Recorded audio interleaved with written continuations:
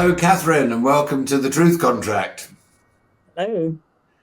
So our guest today is Kathryn Porter. Kathryn helps clients navigate a complex and fast-changing energy environment. And I thought today, Kathryn, we might have a bit of fun and a pretend scenario that a snap election was called last week and my party won, and we're now in power, and we're pulling together leaders of the various departments, and you've been highly recommended as a potential head of the energy department. And so we'd like to understand what your thoughts are about the public's biggest concerns are: why is my electricity and heating bills so expensive when I know that other countries around the world have about a quarter or a fifth of the price that I'm paying? We are all a bit confused about a few things to do with net zero. And I pulled up before this conversation a definition of what net zero is. And it says global net zero emissions is reached when greenhouse gas emissions and removals due to human activities are in balance.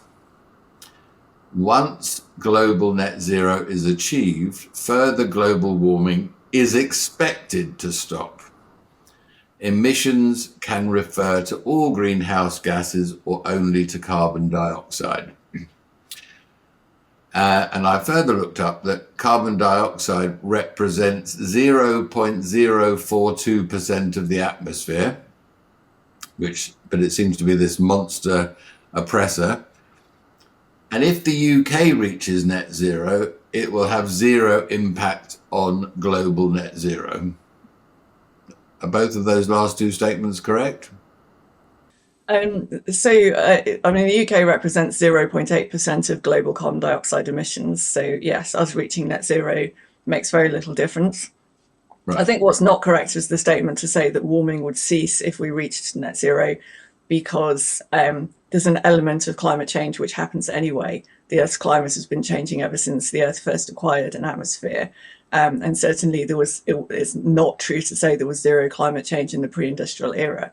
So I think the ambition of net zero is to remove what people perceive to be climate change that's linked with human activity, and then just restore it back to what the natural cycles would be anyway. I think the idea that we would even try to eliminate all warming seems to be quite impossible, because there's if there were zero humans on the planet and zero human activity, there would still be climate change. So go back to letting Mother Nature decide what our climate is. So, you're asking about energy. So some countries have far cheaper energy than us just because of their natural resources. If you think about countries in the Middle East with huge amounts of oil, the US with its shale gas revolution, they've been able to extract oil and gas very cheaply, and that gives them very low cost domestic energy. Now, even with our own oil and gas resources in the North Sea, we wouldn't really be able to achieve such low costs because, first of all, it's been quite a long time since we were a net producer of oil and gas, and it's probably not realistic for us to go back to that situation, even if we did restart our production, although clearly we should optimize our own resources as much as possible. And secondly, our resources have never been especially cheap in the global order of things. So we don't have the easiest geology in the North Sea to be able to get oodles and oodles of cheap oil and gas. Now, having said that, we should be able to do much better than we are doing at the moment. So if I were ruling the world, then I would, first of all, reverse the ban on new oil and gas exploration in the North Sea. I would reduce the restrictions on fracking. We need to have some restrictions. There have to be some sensible controls around seismic activity and water use. But I would set those at levels that are sensible and achievable, and not, the equivalent of dropping a spoon on the floor, which is more or less where the seismic limit is at the moment.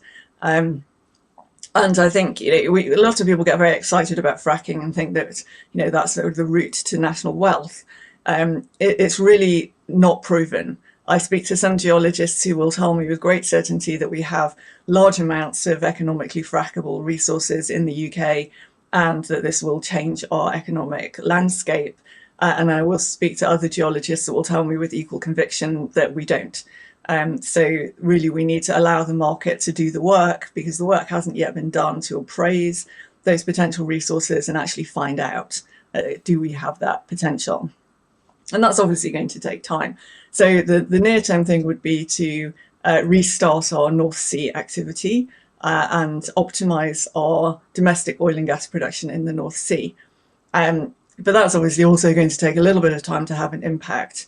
What would have an immediate impact would be to remove all green levies from bills, recover them from taxation, cancel any new subsidy schemes, look at restructuring legacy subsidy schemes to reduce cost. I think there is potential to do that. There might be a need to nationalise some of the existing wind farms and so on, so that we can run them down without incurring additional cost, and have the flexibility to manage them in the way that is best for consumers rather than what's best for the developers who farmed these subsidies to great effect over the last 3.5 decades. And I would strongly pivot to nuclear. Now, we have a little complication in the sense that, so KEPCO is really the world leader with the large nuclear technology at the moment. They've now delivered 8 of their new large-scale reactors at an average cost of between $5 and $6 billion US. And that compares with an expected cost of Hinkley Point C of £35 billion. So it's a significantly cheaper approach. Unfortunately, KEPCO, the Korean company, has signed an agreement with Westinghouse that really owns the technology. They've been in dispute in recent years that prevents KEPCO from coming to the UK and building reactors here. So I think we'd need to enter into some negotiations with Westinghouse to be able to secure that technology here. I still think it would be cheaper to pay Westinghouse off and get KEPCO in than to try and get Westinghouse to build its version of the technology, which has been built in the US, but much less successfully. So pivoting to nuclear, I think, is essential. Obviously, it's not an immediate solution, but actually the market is in dire straits. We lack the ability to deliver anything quickly. Ideally, we would build new gas power stations as soon as possible. Unfortunately, supply chains are such that the lead time for that is now 8 years. And so KEPCO can build a nuclear power station in just over 8 years. So there would be some hard choices to be made and some real negotiations to have to be done with the large suppliers, companies like GE that produce these turbines, to see whether we could accelerate that process, whether we should build our own manufacturing capability. If you're looking at 8 years, there's quite a lot that you could build in 8 years that would be maybe enabling that to happen. So you can't point to easy answers here, because unfortunately we've allowed our asset base to erode at the same time that supply chains have gone off in other directions. So it's a tricky one, but the first steps would be to really remove the blocks and to get those subsidy costs off our bills. The other big thing I think we need to do is reform the retail market. There's quite a lot of cost in the bill that's not really necessary. We require energy companies to go and try and put insulation in people's homes. They have no natural skill or ability in that area. It's pretty inefficient. That's called the energy company obligation. So I would abolish that. I would abolish the warm home discount. If people require benefits, that should be delivered through the benefit system, not through energy bills. Energy bills should not be used for wealth redistribution. I would actually create an energy benefit, actually, because there's a set of people that has a high energy need for medical reasons. They should receive that support directly from the government in the form of a benefit, rather than requiring the energy regulator to try and do some sort of a fudge to support them through, for example, not putting by using standing charges, for example. So one of the reasons our standing charges are as high as they are is to prevent people who have medical needs from having to pay too much on their unit costs. But that obviously doesn't affect a very large number of people, but it affects them disproportionately. So we should find a different way of supporting them so that everybody else isn't having to, suffer that consequence in an over-the-top way, which is the case at the moment. I would pause the smart meter rollout, and I would remove the obligation on suppliers to install smart meters. It's network equipment. We're the only country in the world that hasn't told network companies to install them. And I would simplify the supply model as far as possible so that suppliers' job is to supply gas and electricity and not to try and do all this other social engineering. And that would take some cost off bills as well. I'd also abolish carbon trading, the carbon price floor, and the climate change levy, all of which also add cost to our bills. What about coal? So I don't particularly have a strong view either way on coal. Modern coal power stations are much cleaner than legacy ones, but I don't think there's any particular advantage. I don't think our coal resources are as comparable with our gas resources. So I'm not really minded to ban it. And if people want to come forward with projects to build coal power stations, then I think they should be considered. But I don't see coal as being a really large part of the energy mix for Britain going forward. Okay. I've been, in preparation for this conversation, I've been reading how energy use per person has fallen by about 16% since 2005 in the US and Canada. In France, Germany, Italy, and Japan, we've seen reductions of 22 to 26%.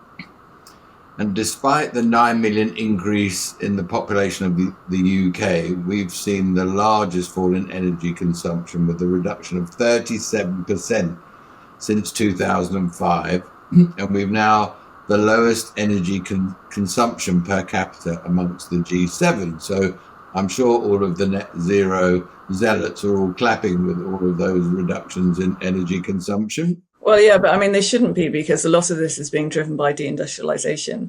This is a negative reduction in consumption. If we were achieving this through efficiency gains, that would obviously be a cause for celebration, and because, not least because it's economically beneficial. But it's not. This is happening through deindustrialization and offshoring of manufacturing to countries that have cheaper but dirtier energy. So it shouldn't be something that green zealots celebrate either, because net it actually increases global emissions.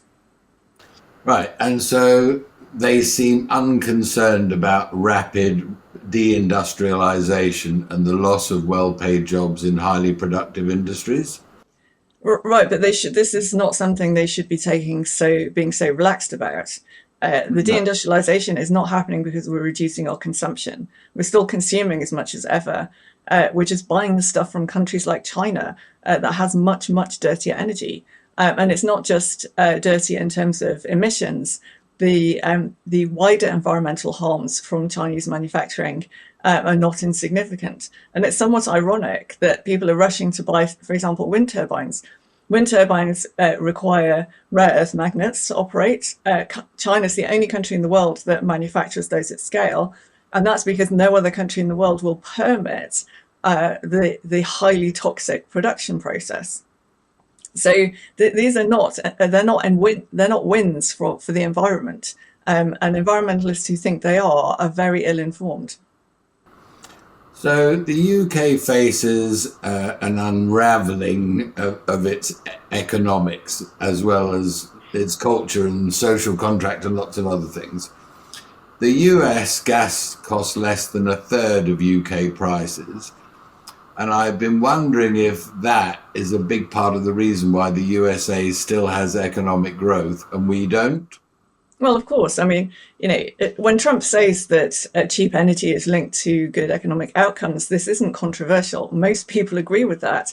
He just disagrees that renewables are the solution to that. And, our energy bills have gone up. And if you look, So I published a report earlier in the year, and I have a chart in that report where I take wholesale gas and electricity prices since the late 1990s up until last year. And I take the household spend on electricity and compare it with this. And what we see is up until 2021, wholesale gas and electricity prices were effectively flat. They moved within a very narrow range. They had low volatility and a low outright level.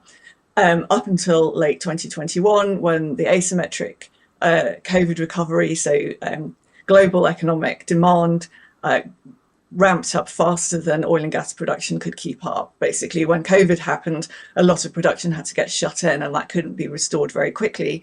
And really nobody knew when demand would start to recover. And so you had this lag between demand recovery and those production resources being restarted. And then, of course, the Ukraine war came on top of that. And then you had this huge spike in 2022. And then wholesale prices reduced again. Wholesale gas prices are actually down 85% since that peak. Now, what happened with household spend over that time? Up until 2006, it broadly tracked what was happening in the wholesale market. But from 2006 onwards, although the wholesale prices remained relatively flat, household spend began to increase rapidly. And so that had two effects. One was that clearly we were spending a lot more money on something that wasn't to do with wholesale prices. And secondly, when those wholesale prices did increase, the affordability of that had been eroded by these other costs that had suddenly appeared on bills, and those costs that had grown. And I calculated that price impact since 2006 was just under £220 billion in today's money. And that's after accounting for the cost of the gas crisis. So we would have been £220 billion better off since 2006 had we not tried to do net zero. So we've had no benefit. We've seen no reduction in bills. People saying that renewables are cheap. Well, where's the evidence of that? We now have a lot of renewables. We've got over 32 gigawatts. We've got about over 30 gigawatts of wind installed. That's about the same size as our gas fleet. And yet we've just seen our bills going up and up and up despite reductions in wholesale gas prices. So this is really driven by net zero policies and this desire to transition away from cheap forms of energy. And Trump is reversing that in the US. He's saying, no, we're going to focus on what's cheap. Gas in the US is very cheap. They've been able to achieve that through the shale gas revolution. Because before that point, the US was an importer of oil and gas. And that had meant that the US was a price taker and it had an economic impact. Once they developed fracking as an extraction technology, they were able to produce all sorts of oil and gas that previously they hadn't been able to access. And now the US is a net exporter of hydrocarbons, and that's had a really beneficial impact on the US economy. I was reading earlier today the price per kilowatt hour, I think it is, of gas, wholesale electricity and retail electricity, currently with no net zero. And the price of gas is currently £27 per megawatt hour. And with net zero, it will still be 27. But with wholesale electricity, it will come down from £73 to £50, and retail electricity from 26 to 15. There's another column which says if we also added in fracking, how much more it would reduce by. Well, no, I'm sorry, you can't say that because we don't know that fracking would reduce it at all. I heard you. There's just no evidence of that, and we have to be evidence-based with our policies. No, good point. But with no net zero, electricity, wholesale prices and retail prices will be dramatically lower. Well, that's true, but we have to keep in mind that we've signed lots of contracts with these things, so you can't just tear them up. Now, I know that Reform is saying that it will tear up the future ones, and I agree with that. I think you put companies on notice before they sign the contract that the contracts may not be honoured. They're going to have a hard time in court proving that they've incurred a damage, really. So I think a court would probably find that yes, in fact, the contract has been broken, but may not be inclined to offer them any damages because they basically knew it was likely to happen. And I think, and in English law, you're supposed to try and mitigate your losses. So signing contracts knowing there's a good chance somebody will tear them up is not a strategy that's aligned with mitigating your losses. So I think we can deal with anything signed from now onwards with that. But everything up to and including AR6, these are contracts between the government and the companies. You can't just delete them. No. So this idea that you can get rid of net zero and everything becomes cheaper is sort of wishful thinking. We have to deal with the realities that we have. Had we not done net zero to start with, yes, everything would be far cheaper than it is now. But we did do that. And the question now is, how do we get out of the mess that we've got into? Not what sort of utopia might we have had other people not done stuff we disagree with. It feels a bit like buying a house for £2 million with a £1.5 million mortgage that you can afford to service, but for whatever reason the price of property in your area has collapsed by 50%. So you've now got a house worth £1 million and a £1.5 million mortgage, and in a way there's nothing you can do about it. As long as you can afford to continue to pay the mortgage, you have to wait for 10 or 15 years until the house gets to be worth more than the mortgage. So I do understand that we've signed all these contracts over the last 10, 15, 20 years that we can't switch off overnight. But that doesn't mean that we shouldn't start to put in place new policies and new contracts when these existing ones come to an end, that is on a new basis. Oh, no, absolutely. I agree with that. And I think that one of the things we should look at is renegotiating some of those contracts as well. A lot of these companies want to participate in the British energy markets in the long term. And so, you can leverage that and say to companies, if they're not willing to come to the table and negotiate, then they can forget about other deals in the future. So you're not completely a hostage to fortune here. And also you have the same route out that you have with negative equity. Then the long-term solution to negative equity is pay off the mortgage, and then it doesn't matter what your house is worth relative to the mortgage because you've paid it off. The only time negative equity matters is if you have to sell your house and repay the mortgage. But obviously you have the debt service cost as well, but you had that anyway because you could afford it and you signed up to it. Now, unfortunately, we can't afford what we've signed up to with our net zero policies. And that's the big challenge. And if you look at the wider economic context that we have, look at the way yields are blowing out on UK government debt, look at our levels of debt compared with GDP, we're in big trouble. And the markets know this. The markets are waking up to the fact that the UK economy is on extremely shaky ground. Expensive energy and an incoherent energy policy is really contributing to that. Even though it sounds like there's not a lot we can do tomorrow to rectify what we shouldn't have done that's cost 220 billion more than it needed to have done over the last 20, 30 years.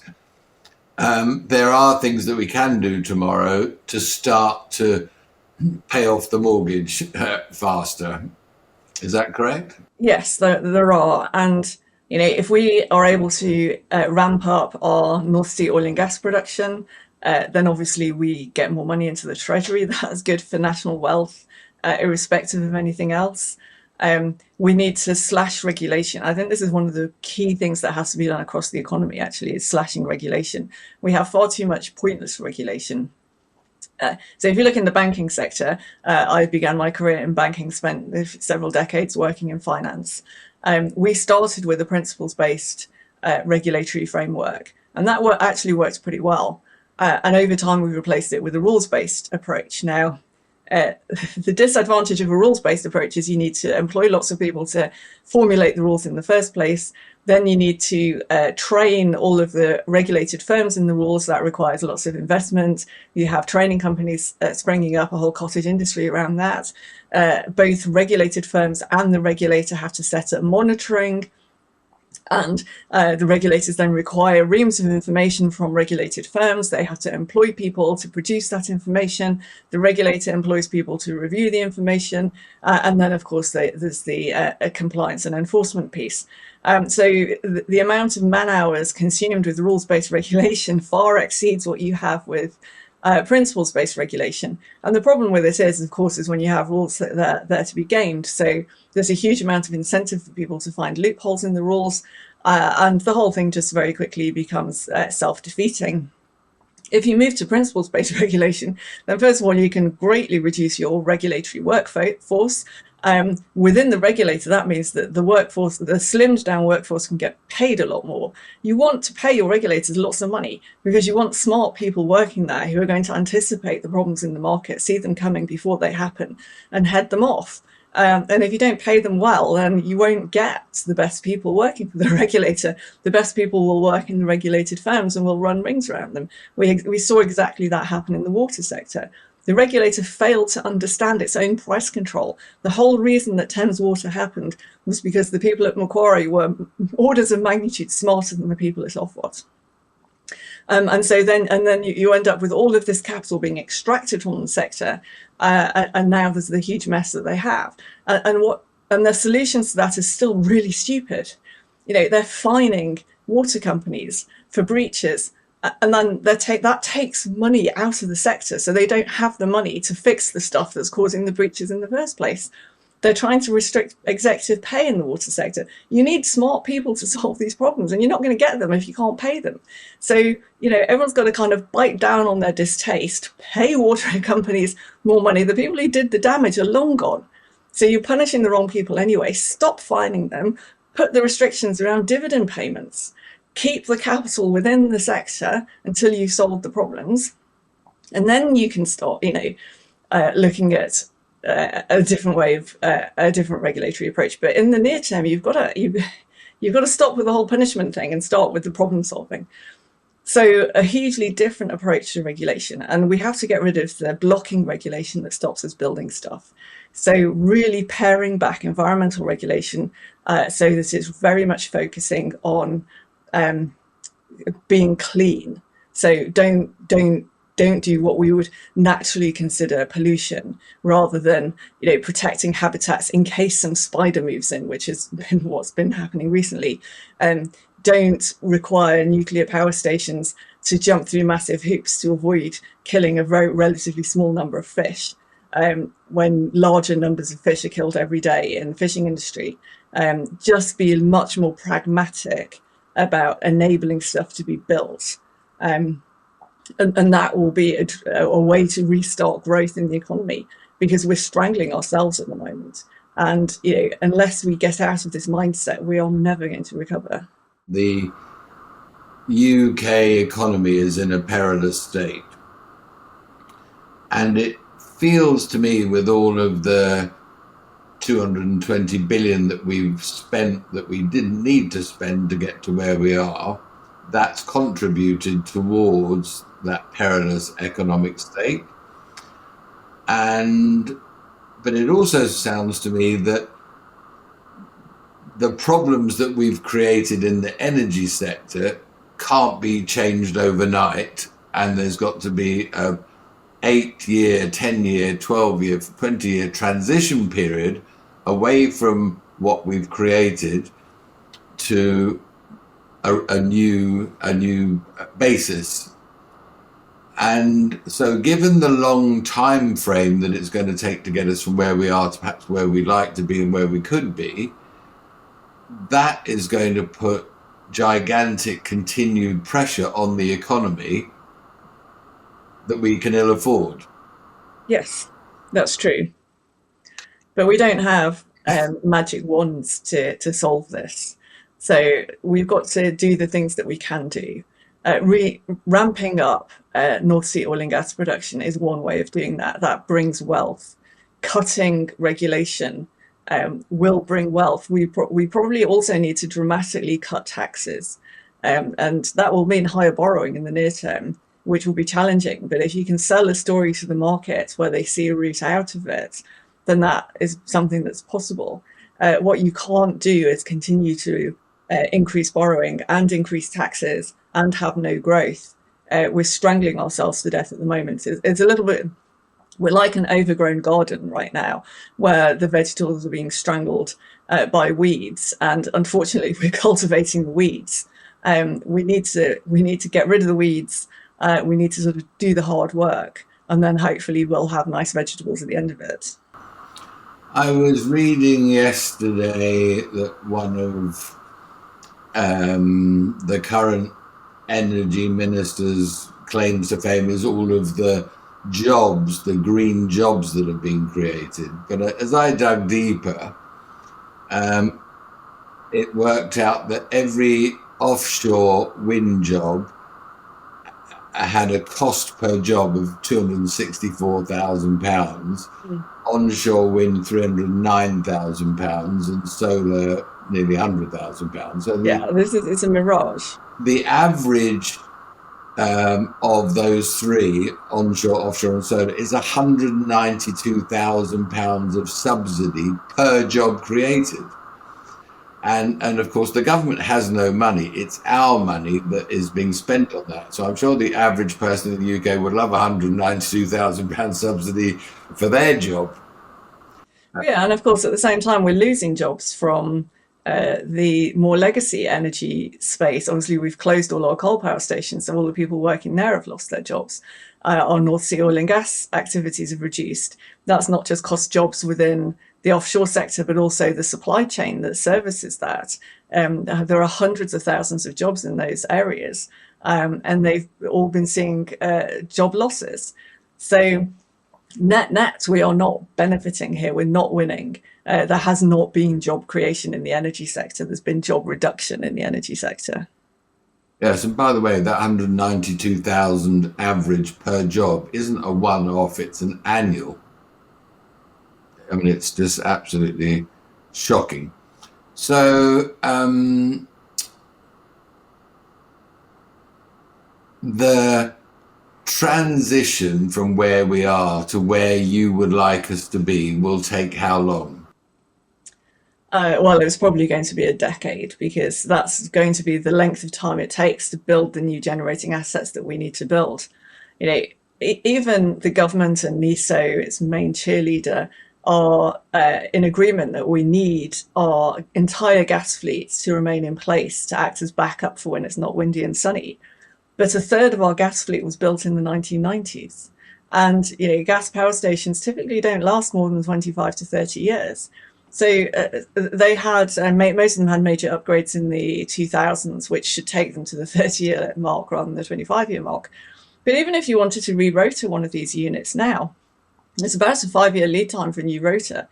So it's not just that you'd have 8 years to wait for a new turbine if you wanted to build a new gas power station. Even just doing major maintenance and upgrades to your existing fleet has long lead times associated with it.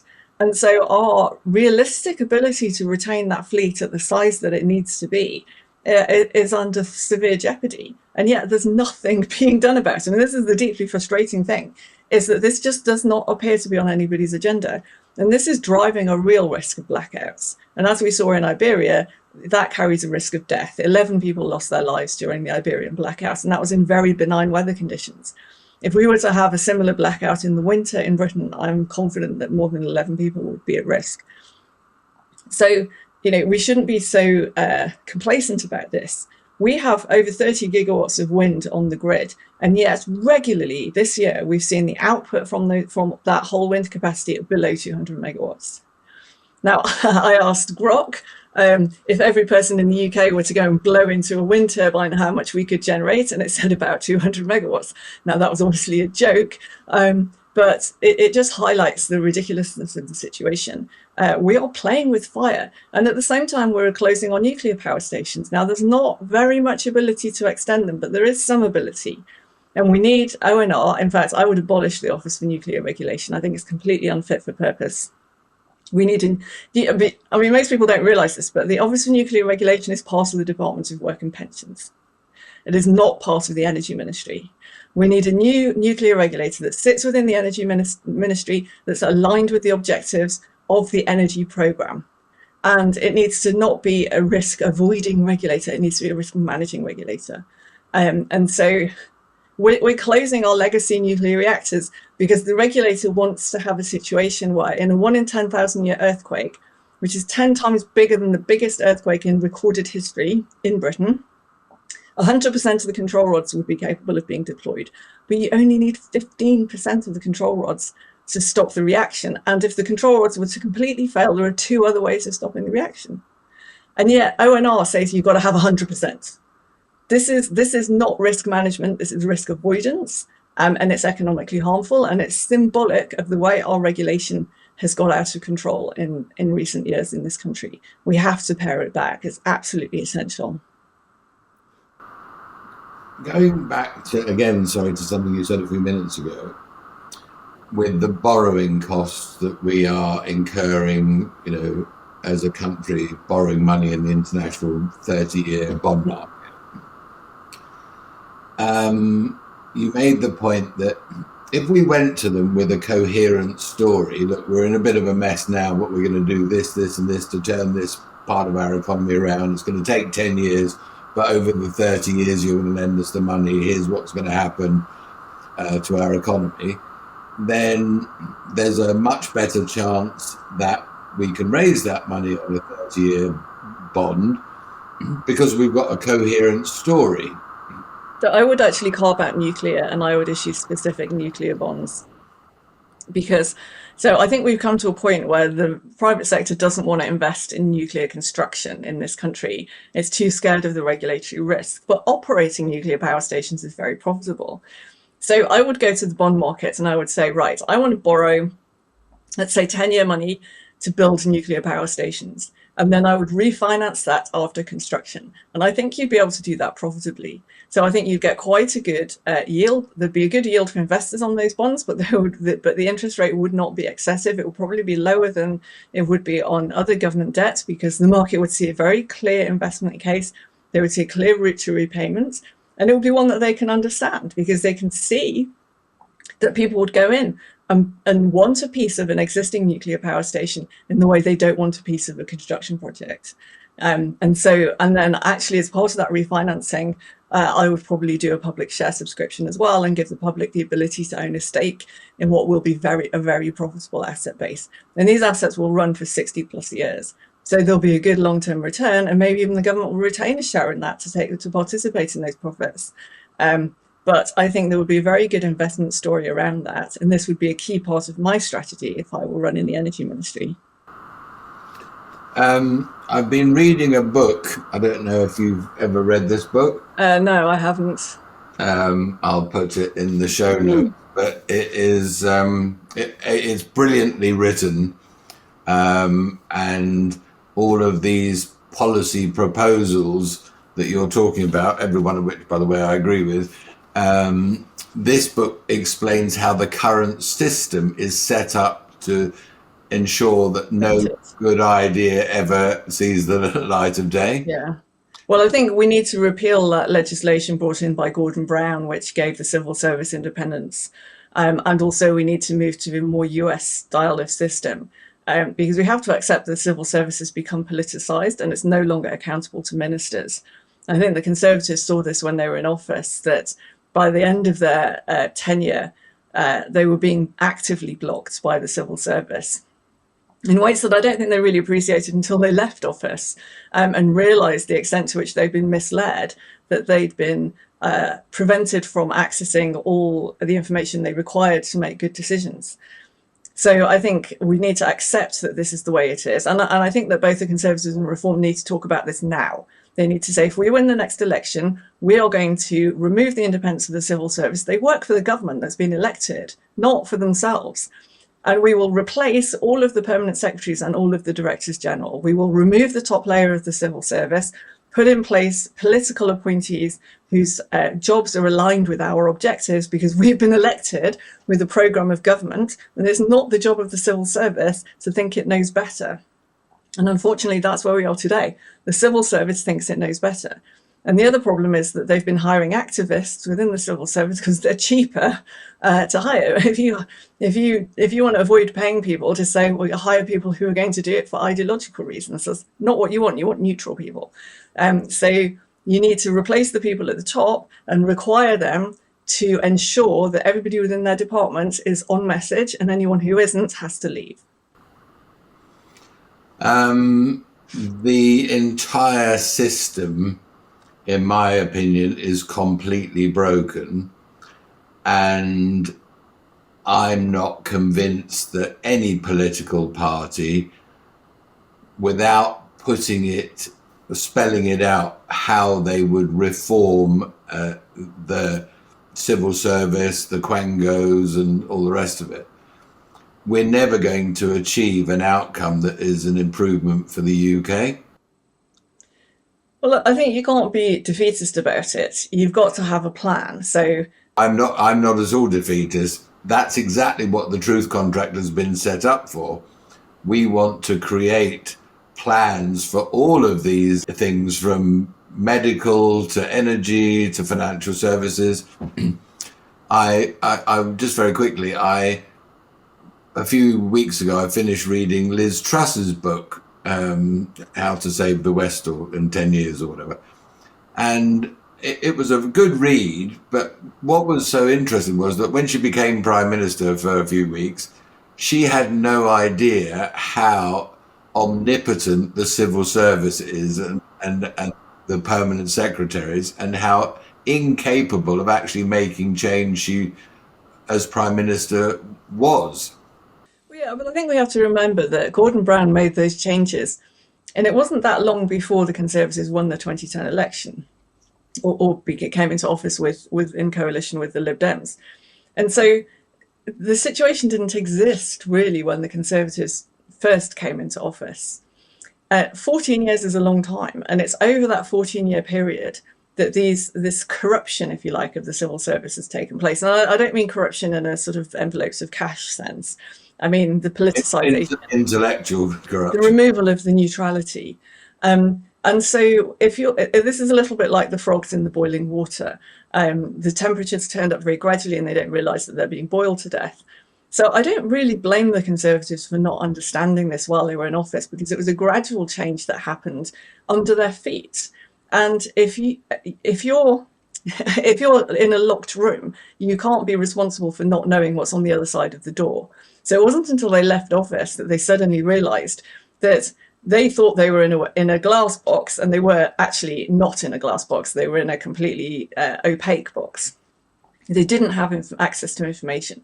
And it's very interesting, if you watch some of the post office inquiry testimony from ministers and from officials, the extent to which officials were limiting access, the access of information that ministers had in relation to the Horizon system.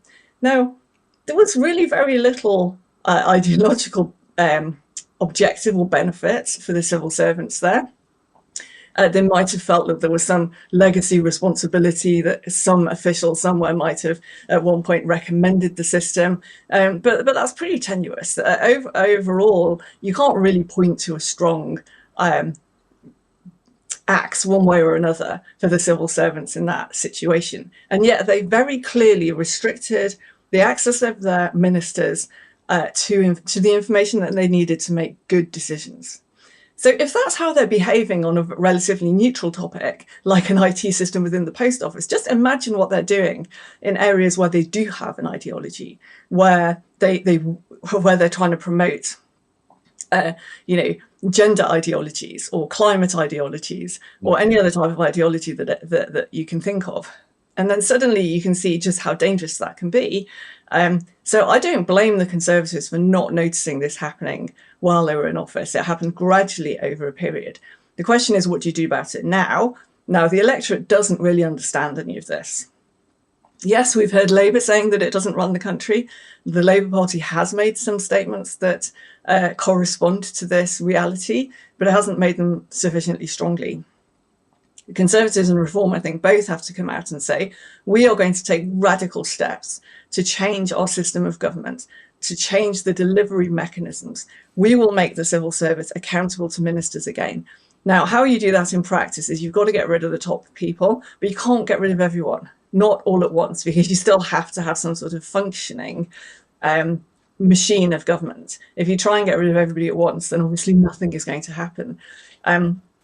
So you get rid of the top people, and then you've got to start go through step by step the difficult stuff. They've got to go back and work in offices. They can't work from home anymore. If they go on strike, you've got to get rid of them. The public needs to understand the amount of waste that's going on. When they find themselves paying interest on inheritance tax bills that they cannot settle because they don't have probate yet, because the probate office is taking far long, it's taking more than the 6-month grace time that you get on the inheritance tax bill. They need to understand that that's because a whole bunch of civil servants are insisting on working from home and are not doing their jobs properly. Well, the same with HMRC, the same, just about every department of government has seen their productivity and performance metrics declining, and yet they're trying to gaslight us into thinking this has nothing to do with them working from home. So the government has to get tough. I'm not sure, with the exception of the abolition of NHS England, we haven't seen any evidence of that from the Labour Party, but both the Conservatives and Reform need to start making the public understand this today, and I think they'll be pushing it an open door so that when this is in their manifesto, when they are elected and they do it, then nobody can complain. I think what's very important is it's not just the what needs to change, but how it needs to change, that needs education of the public. We could all say, oh, ditch this, start this, stop this, whatever. People, oh, yes, that all sounds like a good idea. But actually, it's the how to make that happen, because the civil service and the quangos that have been set up over the last 20 years, they really are very powerful and will do anything they can to destroy any political party that tried to dislodge their power base. But we've seen with Labour just how easy it can be. Overnight, they abolished NHS England. Now, nobody saw that coming. Wes Streeting was getting irritated that he told them to stop hiring people in D&E roles, and they didn't. And so he turned around and went, okay, you're abolished. You don't exist anymore. So what would the equivalent of that move be for our energy policy? Well, you bring Ofgem back under the accountability of the government. But you probably need to do this through legislation. Now, then obviously it depends on what sort of parliamentary majority you have. What I would do if I were coming into a status quo and I didn't have a large enough majority to just, ram anything I wanted through Parliament, would be I'd set up a department, and not unlike Doge, to that would then have specific oversight of quangos and regulators. All of the existing bodies at the moment, they are accountable to Parliament. But how does Parliament exercise that responsibility is through the select committees. So it really relies on a select committee deciding to take an interest in a particular topic. And it doesn't tend to do that until after there's a problem. So if you created a department, but the select committees are formed around departments. So if you create a department that specifically has the job of looking at regulation and quangos, then you would automatically get a select committee whose job was looking at regulation and quangos, and then you could guide the program of that select committee to certain aspects of the activities of those regulators and quangos. And so that would be the way I'd begin with that, to try and force through a mechanism by which Parliament can exercise oversight. And then obviously you've got to hope that Parliament's going to be aligned with the government. It's not necessarily the case, but it's a step in the right direction. And it's a stopgap until you can get that legislation through that would change the mandates of these organisations and bring them back under the control of their ministries. Very good. Right. I've been thinking about these things. No, I'm very impressed. Well, we both have a lot. And I sadly, despite your National Health Service change, which to be honest had escaped my attention, I'm working on the assumption that Labour have got at least another 3.5 to 4 years in power, and turkeys don't vote for Christmas, and so they're going to carry on snow ploughing their way through the next 4 years with a 12-foot high snow plough that's 12 foot wide, that's going along at 12 miles an hour, and they're just going to keep doing what they want to do the way they want to do it.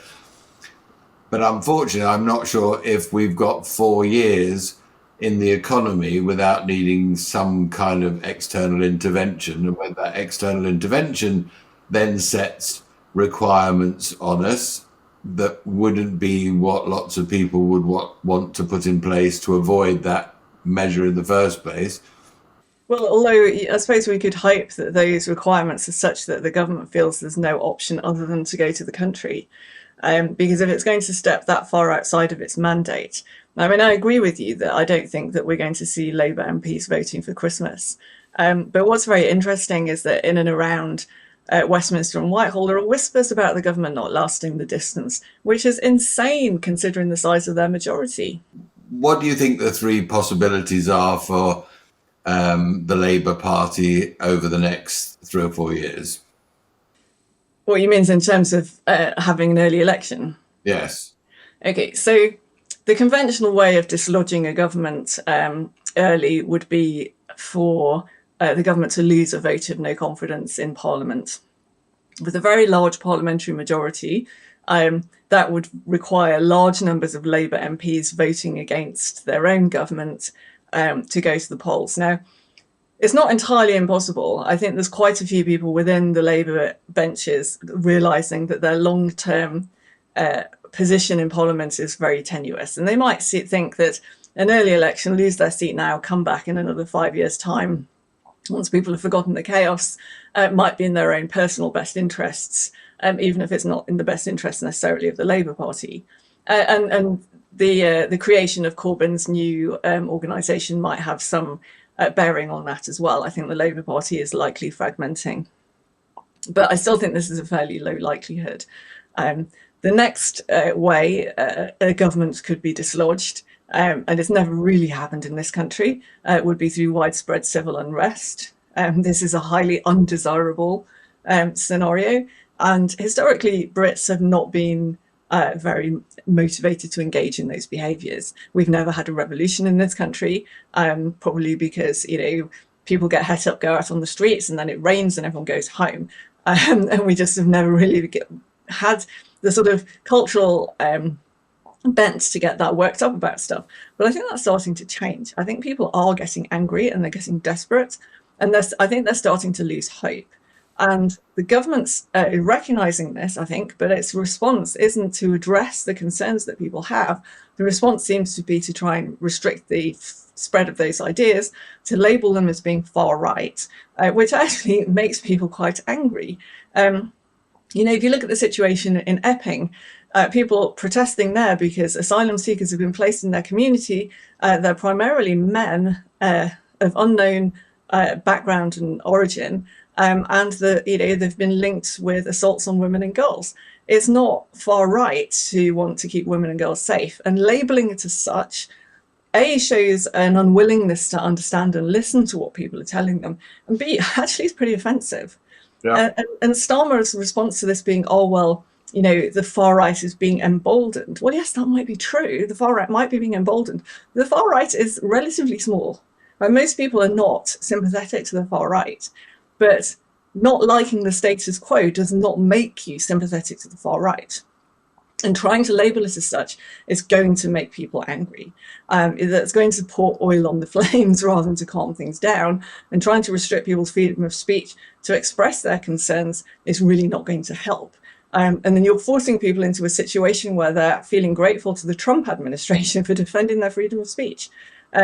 So I do think the danger level actually has gone up. Yeah. And the government needs to be very careful. But I personally do not want to see widespread civil unrest. I want the government to listen to people's concerns, not to dismiss them and tarnish them and label them as far right. I want them to really listen and hear and head off this stuff, because nobody really benefits when people go out on the streets and start creating mayhem.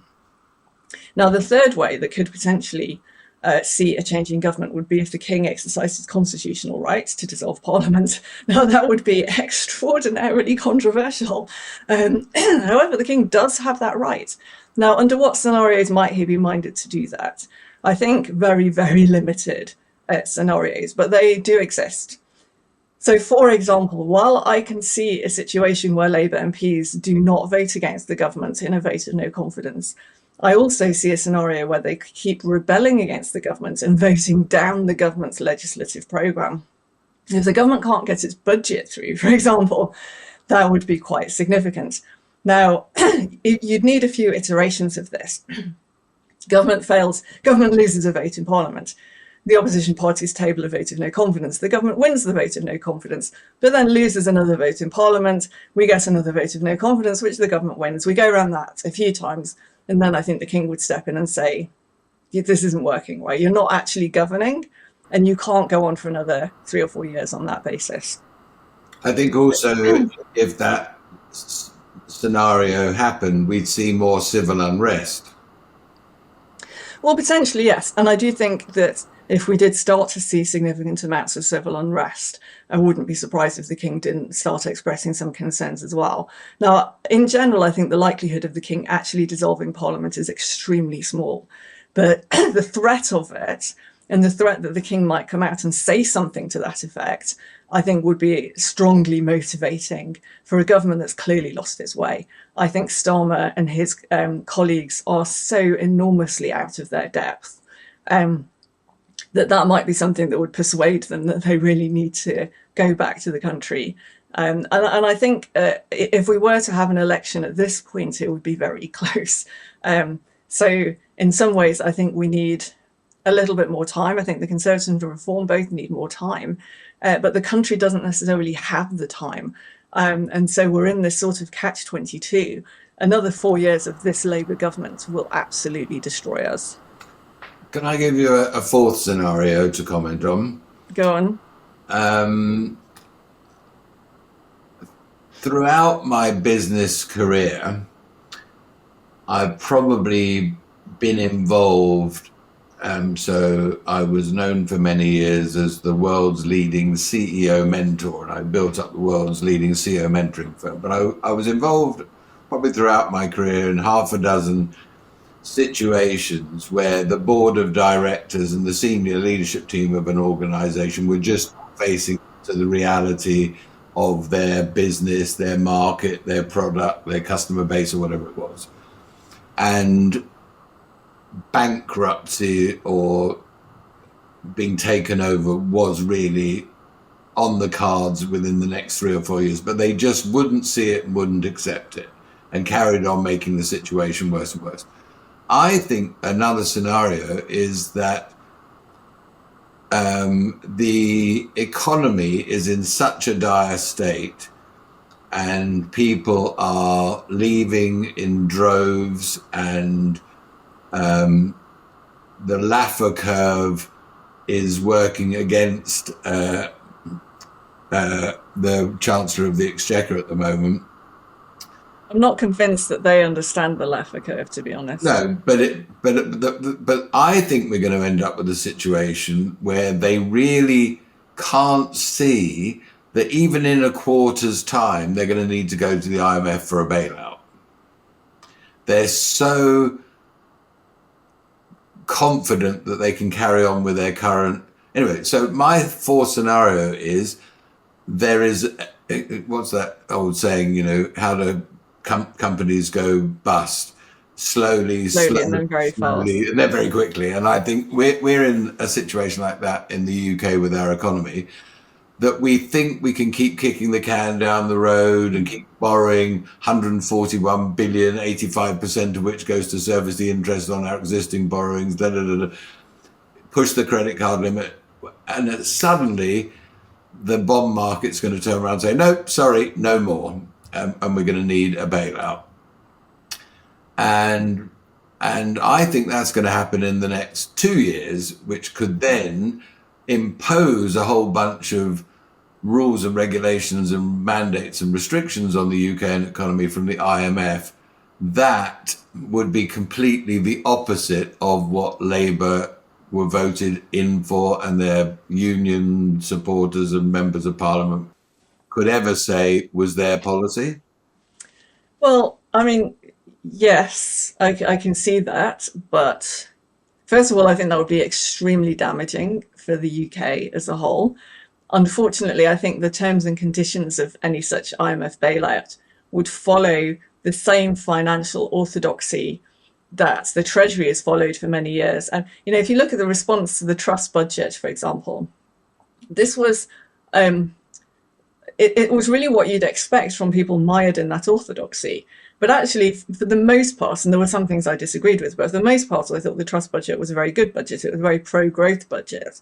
It was massively mishandled in the lack of communication ahead of time, the fact that it came as a big shock to the markets. This isn't a smart way to engage with markets, it's to scare them. But she should have held her nerve, because there's one thing about markets is they are neurotic, and the sheep-like behavior is unreal. And, although we saw the yields blowing out in a few days, I think they would have come back in. She just didn't give it a few days. She should have held her nerve, and she panicked. And obviously panicking is not a desirable quality in the Prime Minister either. So that, to my mind, ruled her out of contention anyway. But the underlying budget itself, I thought, was a good one. We need to step away from the financial orthodoxy, because that's what's got us in this mess. The trouble is that people have, and I think Kemi Badenoch was correct when she made her speech back in, I think, March it was, when she set aside the net zero target. She basically said that we've taken prosperity for granted. We assumed we'd always have prosperity. And so then we started thinking, well, we'll try and do things in a nice way instead of doing them in an effective way. And we started putting all these rules and regulations, and then we have all of these independent bodies, even the Monetary Policy Committee, or a setting of interest rates, all these things, supposedly independent experts. But the trouble is, if those independent experts, so-called experts, are captured by their own ideology, that they have their own groupthink that's going in the wrong direction, how do you get it back on track when you've given them this independence? So we need the government to take back control. We need the government to be in charge. And we really don't need outside agencies like the IMF imposing on us either. I worry about us needing a bailout. I worry a lot about the conditions that would come with that bailout, which I don't think would be in our best interests. Okay, so let's just finish up on this, if that's all right with you. Let's assume there was a surprise in the next 6-12 months IMF bailout required. What do you think, because I didn't quite understand your point that they'd probably be minded to do what the Treasury would do, what do you think the IMF bailout conditions would be that we would want? Higher taxes. I think they would require higher taxes. And I think that would kill us. So we need to cut spending radically, but we need to cut taxes radically. And to be able to afford that in the near term, we'd have to increase borrowing. And I don't think the IMF would be sympathetic to that.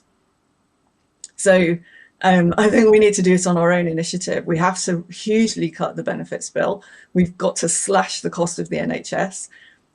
We've got to get to grips with the NHS. Like, nobody really thinks the NHS is good anymore. But whenever anybody says, oh, well, let's reform it, immediately you get these idiot hysterics shouting about how we don't want a US system, as if that's the only choice. This is just so asinine, right? The NHS is at one end of a ridiculous spectrum, and the US system is at the other end. But in between that, there are plenty of good models that we could follow that are neither what we have nor what the US has. And so there's got to be a more adult conversation about reforming the NHS. Reforming social care. Our demographics are all going in the wrong direction, but we're going to make that worse because we're going to lose. And I think we're starting to see this. We're not just going to lose the wealthy, we're going to lose the upper middle class as well. No. Because you're going to have professional people who aren't part of the rich, who are really, you would classify them as middle class. They're going to leave. And so when you've lost them, what are you left with? Right now, for every income earning person, we have somebody on benefits, whether that's benefits or pensions. Right, it's more or less one-to-one at the moment. That is completely unsustainable. And people, professional people like me, for example, looking at that saying, well, actually, I want to go and live somewhere else, or I get to keep more of the money I earn, then the country will be completely shafted. It's not just the rich people, because the rich people will go away and they'll come back. Other people might not come back. They'll go and make a life somewhere else, because they're not being mobile just for the sake of it. They're like, okay, I've had enough. I'm going. They'll go to Canada, they'll go to the US, they'll go to Cyprus, wherever, and they won't necessarily come back. And that will be an absolute disaster. I agree with literally everything you've just said. And the only bit that I've got a question mark, it's not that I disagree with you, is this IMF bailout is probably going to happen unless we change course dramatically and quickly, which the Labour Party don't show any signs of wanting to do or even thinking is required. Well, I think that's the problem. That I think they don't understand why they're in the situation that they're in. I think they came into office with a set of student ideas, basically. It was very naive, very immature. They just seem to have this idea that taxing the rich solves everything. And they see business as other. They don't see business as a core part of the economy. They see this as other. And so they see it as a source of tax and not a source of wealth and wealth creation. And so, you only have to look at the way they came out all of a sudden with these new employment taxes and new regulations all at the same time, and then seem very confused about the fact that, now young people can't get a job. I worked for several years for a French bank, and I saw firsthand that young French graduates don't get their first job until they're 30. Throughout their 20s, from when they leave university until they're about 30, they do a series of internships. And the purpose of these internships is to try and persuade somebody somewhere along the line to take that risk on them. Because once in France, once you sign on the dotted line to give somebody an employment contract, just about impossible to get rid of them. That person can commit crimes and you still can't get rid of them. So then you want to be extremely sure that you want them. And that means that young people have no security, low income, and they have to go through this very arduous and insecure decade, pretty much decade from when they finish university until they can finally get their first job. And this Labour government just does not understand that it's taking us in the same direction. France is almost bankrupt. They can't afford their welfare state, and our government is taking us down the same road. And they don't get it. They just because none of them have ever run a business. They just have no idea. And they see, and as I said, they see business as some other. They don't see it as a core integral part of the economy. They don't see it as something. It's something they hold their noses when they think about, rather than thinking it's a positive, good force for wealth creation within the country. No, I agree with you. I've got one final question for you, then we'll wrap up. So, going back to all of the policies that you proposed that you would put in place when we make you Minister of Energy, if we do end up having to have an IMF bailout because no one pays attention to what you're saying and, drip, drip, drip, fall off a cliff, and how many of the policies that you propose would still stand even if we had to go through an IMF bailout? Yeah, that's a difficult one, because the conditions of the bailout would potentially restrict the ability to borrow more money. So my nuclear bonds might be off the table. It's difficult to know. I think we really need to try and avoid having an IMF bailout. It will be very difficult. Even something simple like moving green levies into taxation could be hard to achieve because, you'll already be under pressure to raise taxes. And so, keeping the levies on bills, it's a hidden tax, but it is not treated as a tax when you do any sort of analysis of the tax base. So, you could keep it where it is and then pretend it's not a tax. In fact, you could add to it and pretend it's not a tax. Which would still be very harmful for people. So I really think that we need to avoid having to have an IMF bailout. As I said, I think we need to deregulate, we need to cut taxes, we need to hugely cut the benefits bill, reform the NHS, and move away from this net zero obsession. And in fact, across all our regulation, Kemi Badenoch was correct. We've taken prosperity for granted, and now that bill is coming due. The credit that we've lived on is expiring. We can't keep taking that for granted anymore. We've got to start making some really hard choices. And that might, that I think accepting that we're not going to do net zero because it's definitely not in our economic best interest, but actually it makes almost no difference to the planet anyway because we don't contribute that much to global emissions. That should be an easy thing to get rid of. Protecting a few fish, an easy thing to get rid of.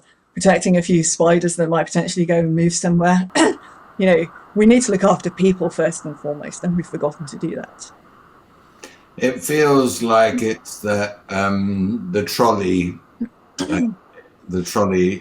story, where the trolley in San Francisco, the driver has to make a choice between killing one person or 25 people, and it's a sort of horrible choice to have to make. It's like it feels to me like we either kill net zero or we kill society. Well, I'm not sure it's quite that bold because I think there's quite a few other societal threats at the moment. The UK trying to pursue net zero on the basis that it's been trying to do it, I think is catastrophic. And what's coming down the line is the carbon border adjustment mechanism, and that is going to be an order of magnitude more horrific because it'll be hugely inflationary. And I just cannot wrap my head around why anybody thinks this is a good idea. Kathryn, I want to be respectful of your time. We've gone over time already. I'm deeply grateful for this conversation. Would love to have you back at some point and continue the conversation and go into this last point perhaps, and other points that we've skimmed the surface of today. So thank you very much indeed for joining us. It's been a fabulous conversation from my point of view, and I look forward to getting it out as soon as possible. My pleasure.